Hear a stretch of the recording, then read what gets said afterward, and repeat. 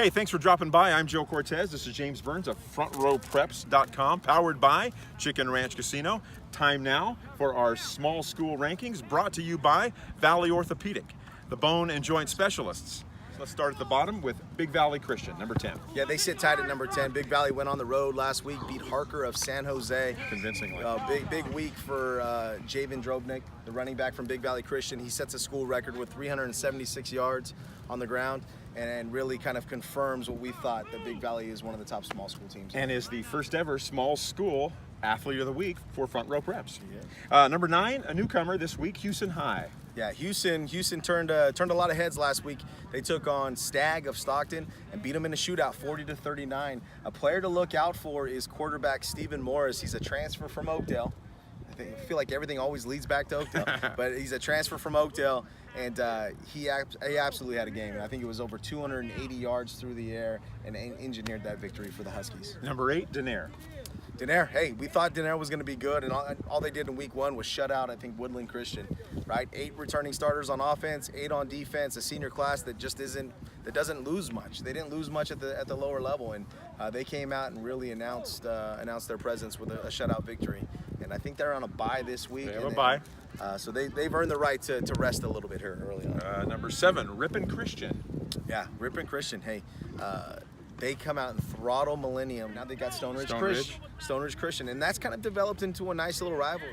Number 6, Modesto Christian. They've got Edison of Stockton this week. Yeah, hey, a big win for the Crusaders last week. They take down Sierra.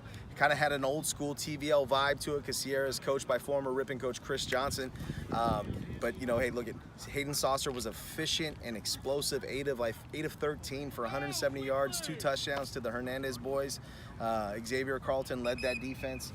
That was a good win for them. They are number 6 in our pool. Number 5 is Ripon. They've got a date with former number 1. Give you a little tip off there. Yeah. Former number 1 Sonora this week. Hey, in Sonora at Dunleavy Field. You're going to notice a theme here, Joe, as we go through this. The TVL is really good. Okay, the TVL is really good. Ripon with a shutout victory last week. They get all their scores on the ground. Ryan Daggett, the quarterback, who we love. You know, I think he's in our top 20 for our top 50 returning players. A dual threat, a fantastic athlete, a track guy. He rips off 2 big runs, including one that went over 70 yards. Really carried his team to victory. You talk to Chris Mussman.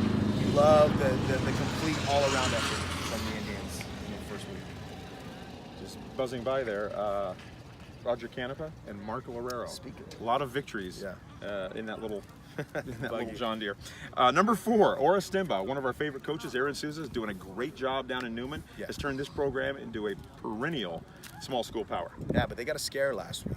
Yeah. They were scared for a while. We were watching that game and kind of like rubbing our eyes, like, what, are we really seeing what we're seeing? They were down 21-7 in the first quarter against Bret Hart. Vroom vroom. Yeah, and then Jacob Betancourt and company take off, and they pull away for what looks like an easy victory. But it was a little hairy. It was a little hairy for quite a while. Yeah.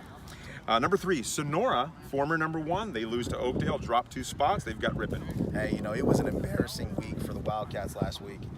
You know, they get goose-egged by Oakdale. We had hoped to see more from Sonora. I mean, with all that offensive talent returning and all the buzz that kind of followed them through the offseason, we thought that we'd see a better performance, and I think the coaching staff thought they were going to get a better effort. They fall to number 3, and if they're not careful, they could fall further because they've got a nasty schedule that includes Ripon this week, Escalon, and then a showdown with Hilmar. Speaking of Escalon and former Escalon coach Mark Lorero, Escalon moves up to number 2 this week, and they play Calaveras in what always is a fun little small school match. Here's the thing, you know, if Calaveras is watching tape on Escalon from their victory over Union Mine, they're not going to get much. I talked to Andrew Beam, the new coach over at Escalon, and he said, listen, we maybe ran 3 plays, and my guys were out at halftime, and really I think their season starts this week. Number 1. The team nobody believed in last year, especially me. Yep. The Hilmar Yellow Jackets. And they've got a tough test against Los Banos at Lofton Stadium. Yeah.